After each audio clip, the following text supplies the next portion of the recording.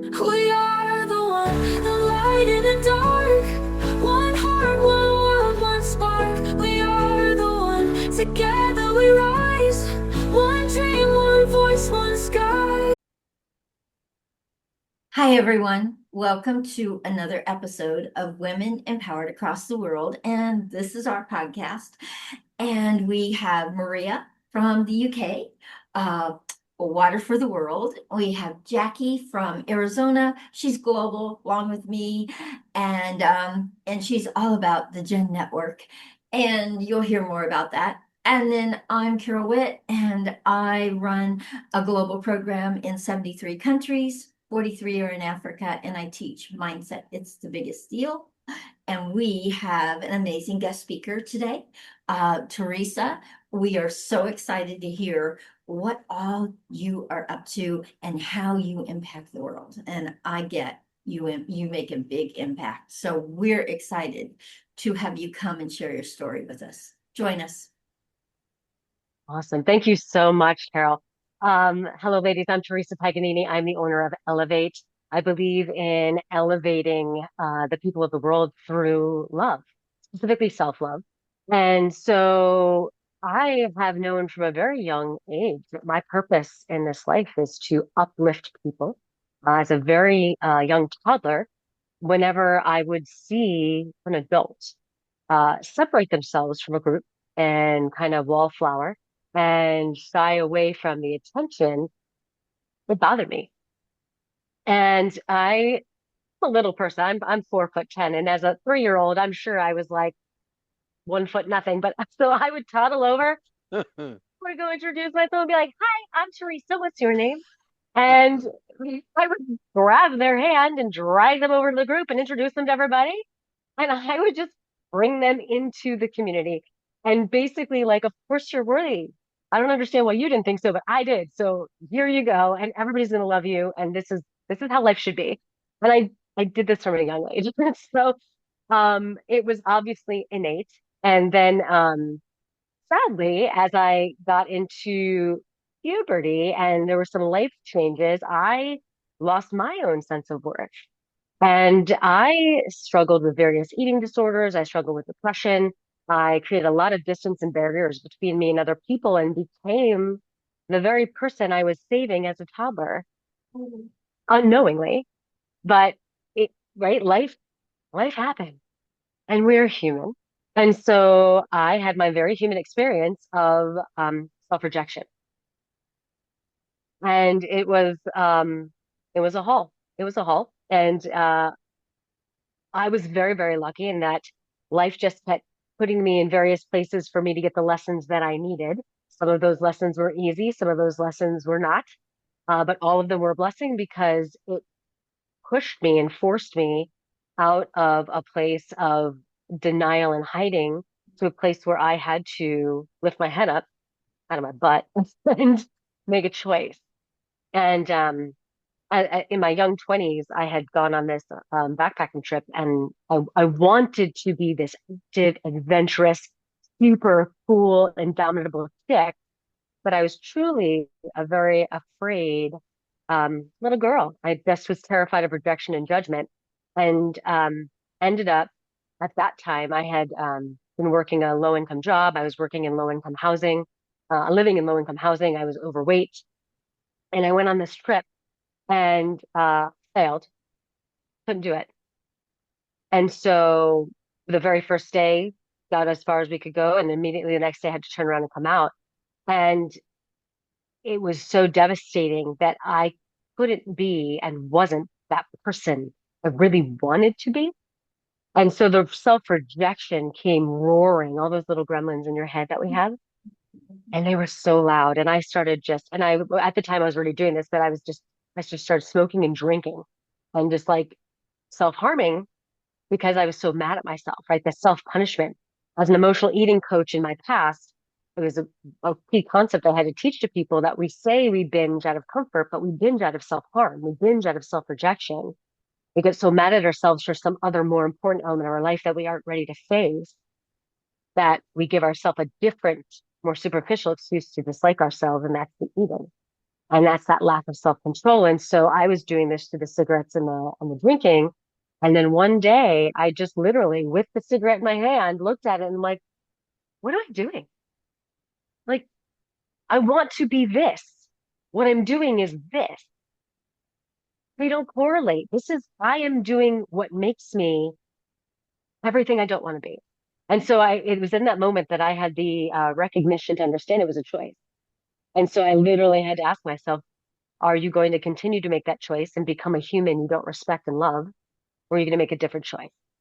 And so it was through that moment that I got so much awareness of the power we have within us and that it is absolutely our choice whether we lean into it or push away from it.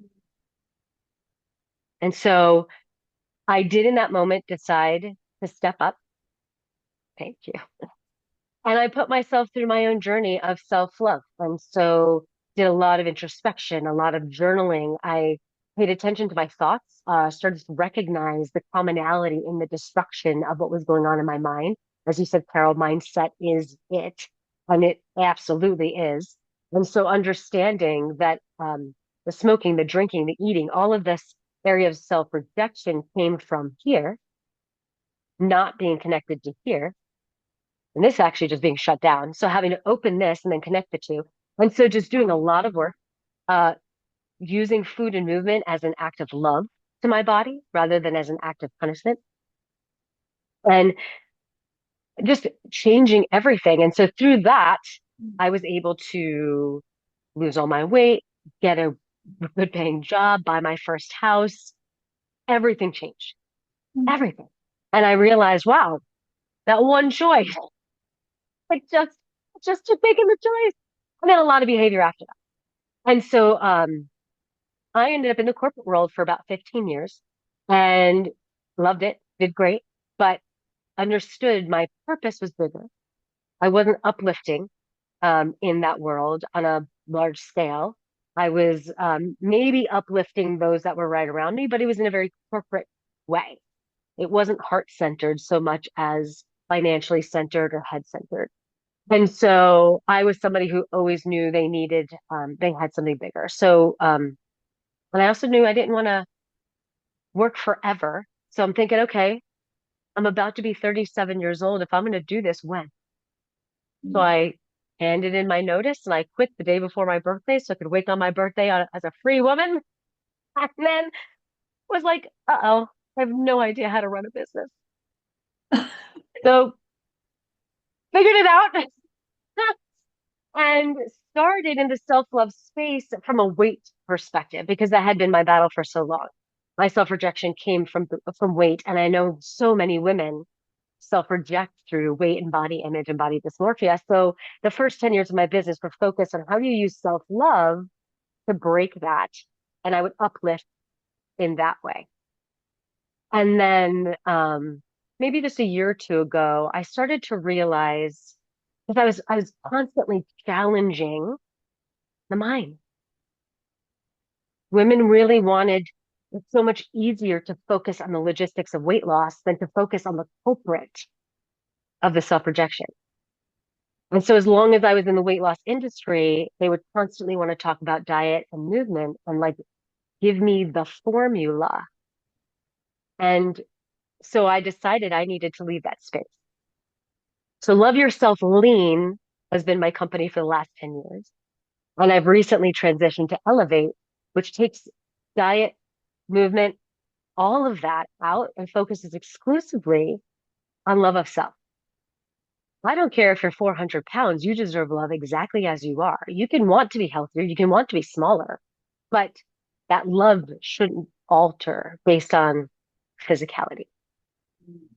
And so Elevate is now focused on that uplift. How do I elevate people through a self-love practice? So I'm currently in development of an app because I want something somebody can have on them at all times in all countries, anywhere they are, and be able to receive daily reminders of their worth, to have a quick little blueprint on a daily basis. If you do this, you will be practicing the type of self-love that will allow you to stand tall in your own power, but then also be given a weekly practice that pushes them outside their comfort zone and encourages small acts of courage that not only if uplifts themselves, but uplifts others. Because as you ladies know in the work that you do, as you uplift others, your heart gets more full, right? And you recognize there's so much more to you than your body. And so much of the world has gotten so focused on the body that I would love to push it inward and downward into the heart. And so I'm super excited to come out with the first iteration of an app that will be open to everyone. And then as it gains momentum and we get to refine it, I would love to then create more targeted apps, one for women, one for men, one for high schoolers, one for kids that are transitioning from college to adulthood, because they all need a slightly different message. They all experience self-rejection a little differently based on where they are in their journey. And I'd love to refine that. And then I would absolutely love to create a team that will help me develop a program for kids in middle school and younger and get it either into children's programs or into schools. Because I believe if we can create confident, kind kids, we become naturally confident, kind adults. And so much of what we're struggling with in society today can be diminished because we get to hit it early. And then to like the farther down the line, I'd love to have a parenting program because I think so much of why our kids struggle is just in how we parent.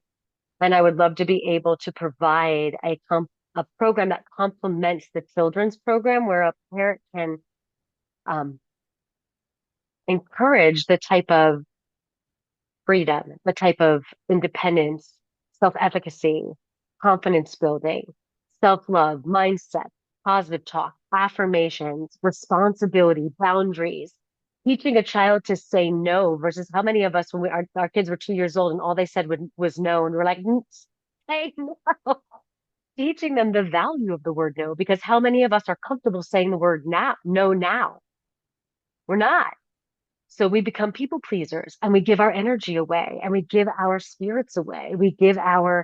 Um, we give ourselves away because no has become a tragedy.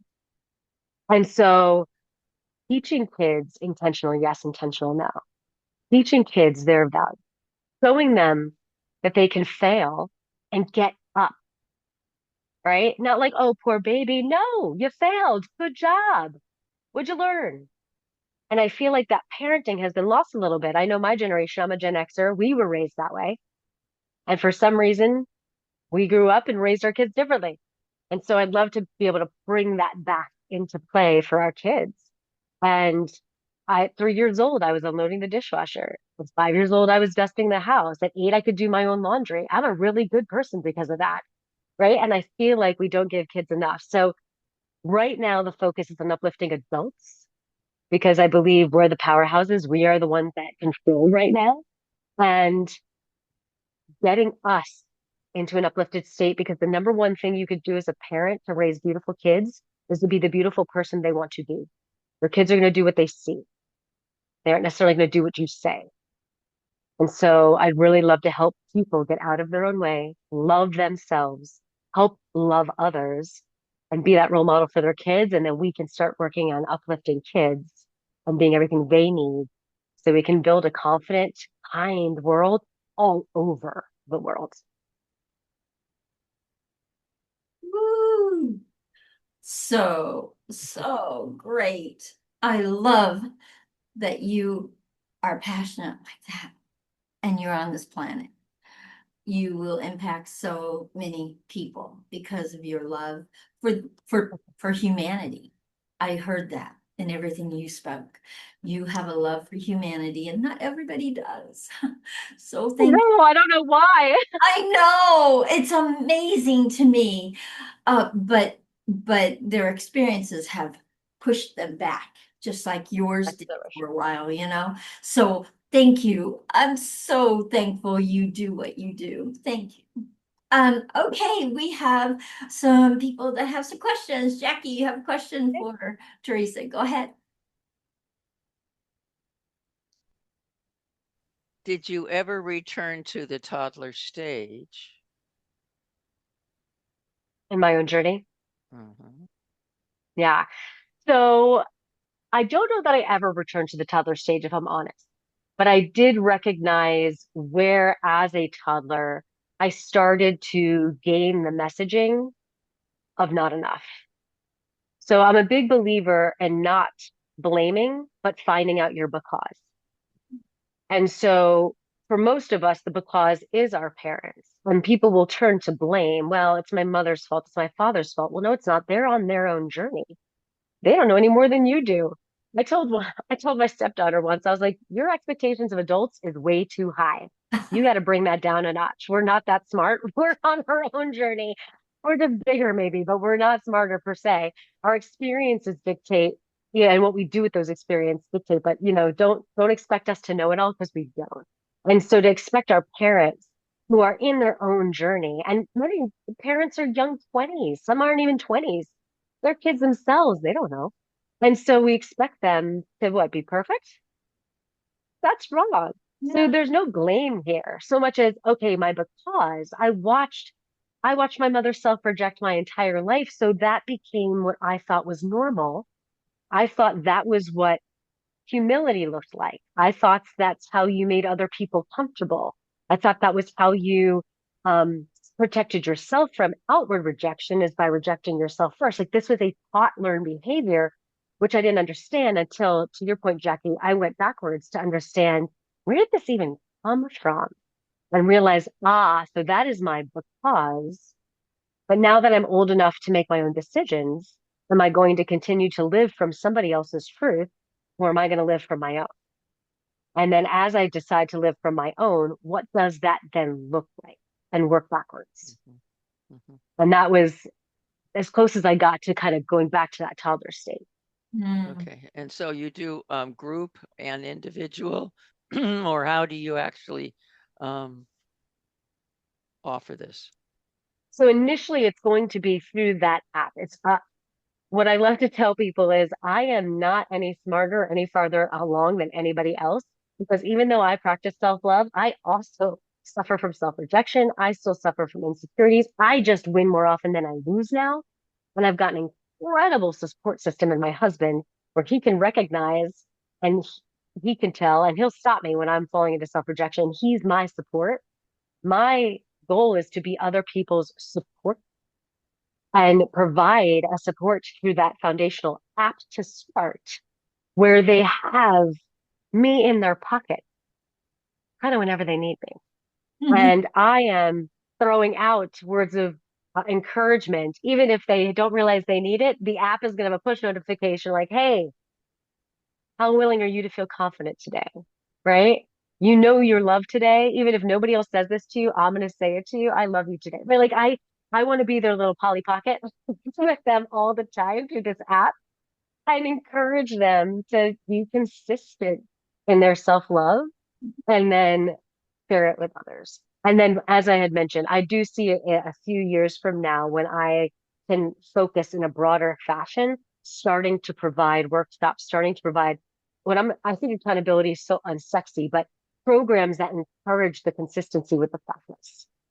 And, but I'm kind of just taking it one step at a time so I can really dedicate and focus on, I think, widespread influence in the broadest way possible, and then start targeting people's needs.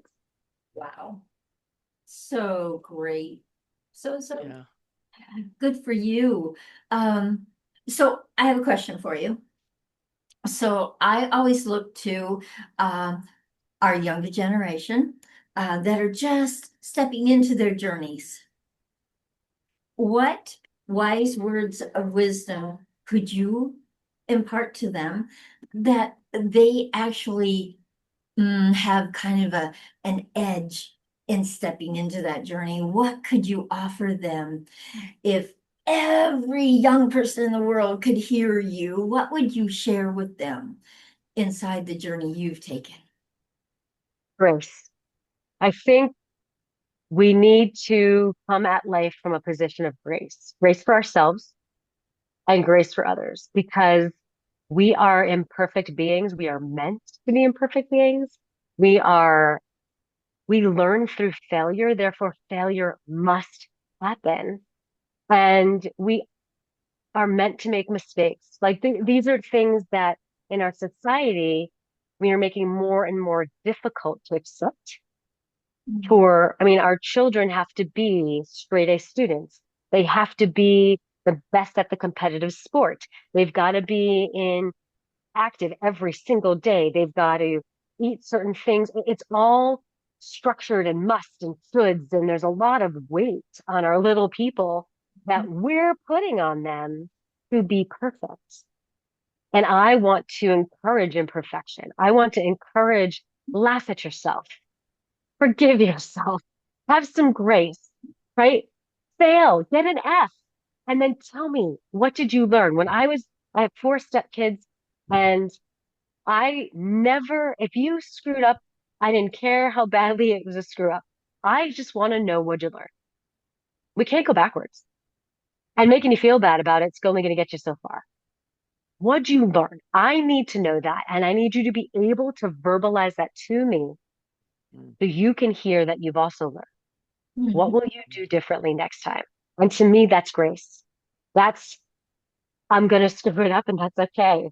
And That's death cute. is the only irreversible thing out there. So, like, let's not screw up that badly. Otherwise, everything is reversible or fixable. You can Yes. pivot. So, Mhm. grace, I think, is the most important thing. So wonderful, Teresa. One of my pillars that I teach is imperfect action. I love it. I could feel the alignment when you were introducing We're yourself. so aligned, so aligned. Yeah, beautiful, absolutely beautiful. So, okay, Yes. Maria, go ahead.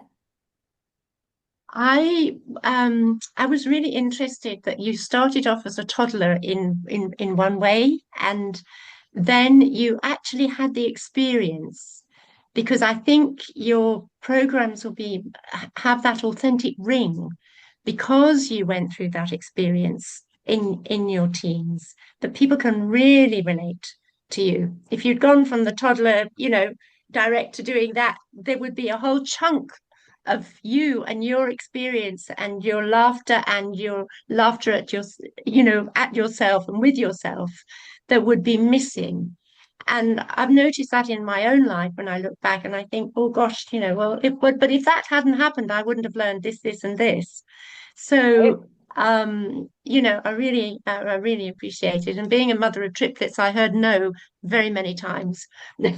more than more than you really want to hear it. It's true. And the other thing I want to say is we give ourselves away. I want you to say more about that. How do we give ourselves away? Absolutely.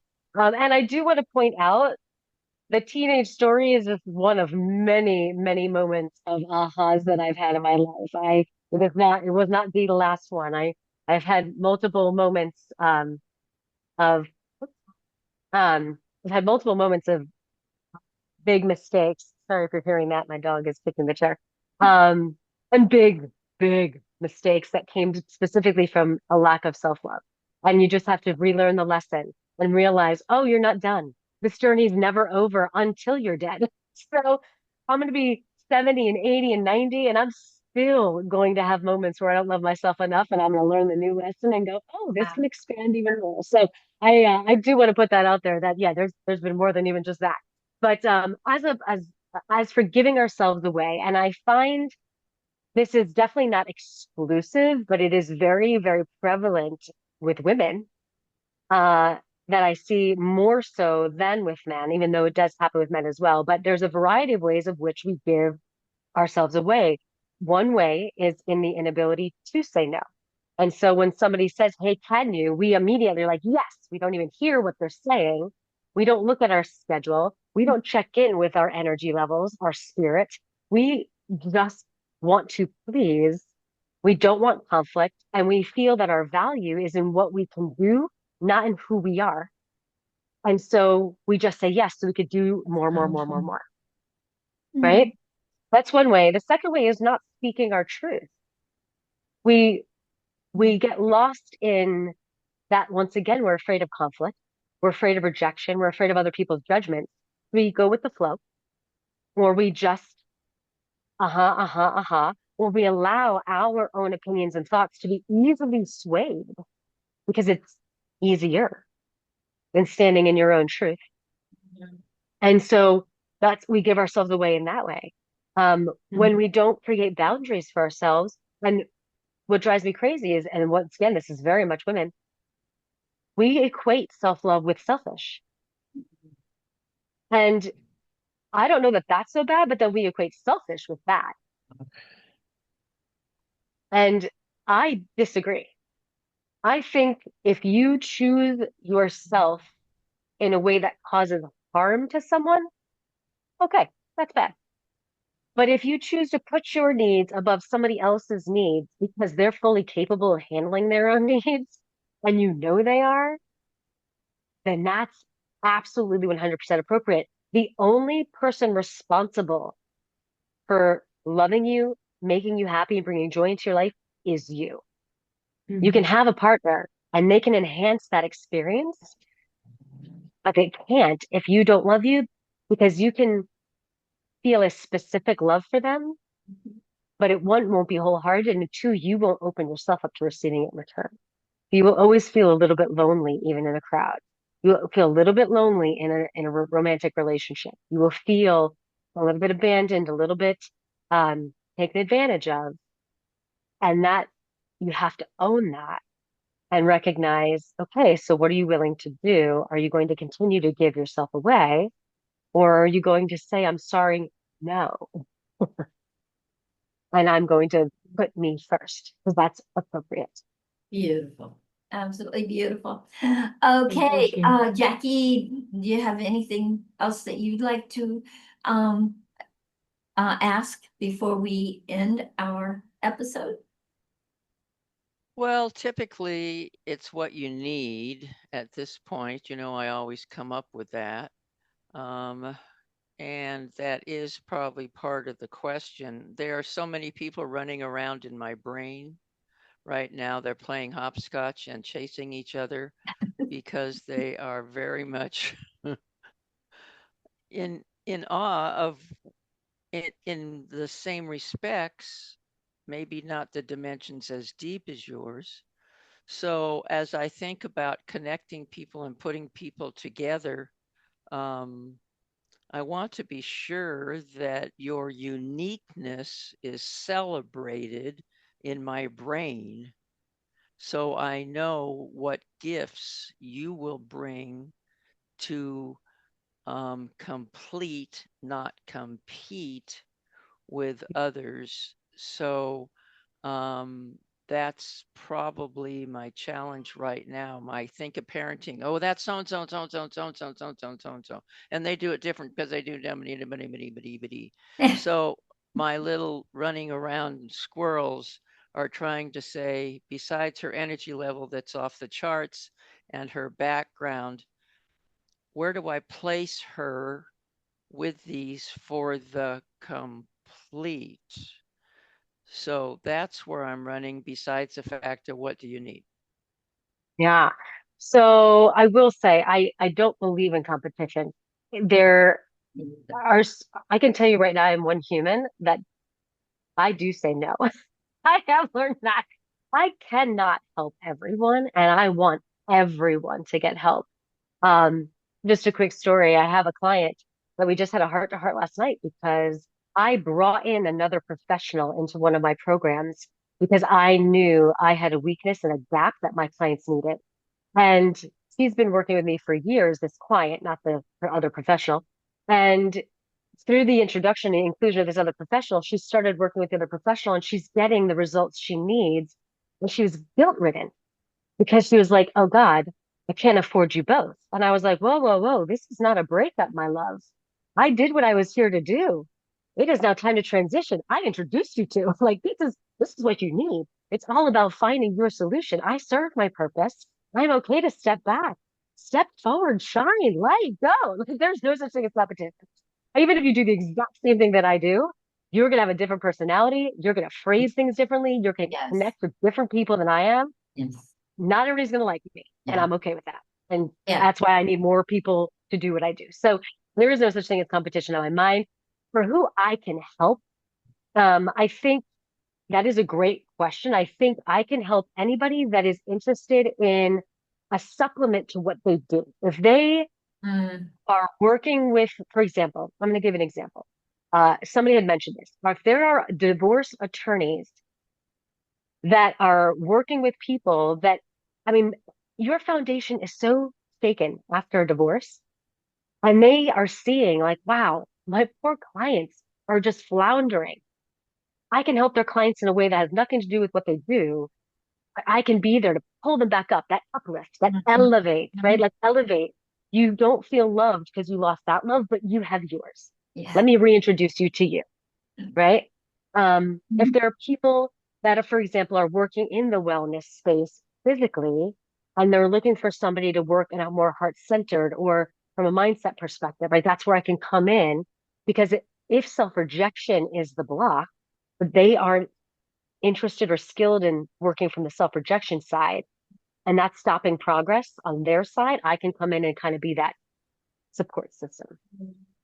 So I do think for anybody that's working in a capacity to uplift, but not in my capacity, and they would love, kind of like I did with this other professional, she was a hypnotherapist.